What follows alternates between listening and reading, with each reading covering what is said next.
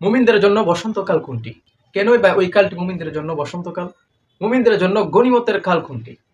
আসসালামু আলাইকুম ওয়া রাহমাতুল্লাহি ওয়া বারাকাতুহু।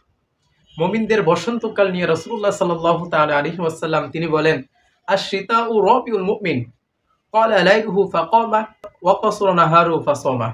রাসূলুল্লাহ সাল্লাল্লাহু তাআলা আলাইহি ওয়াসাল্লাম তিনি বলেন, শীতকাল হলো মুমিনদের জন্য বসন্তকাল। কেননা শীতকালের দীর্ঘ রাত মুমিনদেরকে তাহাজ্জুদে দাঁড়ানোর জন্য সুযোগ করে দেয় এবং শীতকালের ছোট দিন মুমিনদেরকে রোজা রাখার জন্য সুযোগ করে দেয়।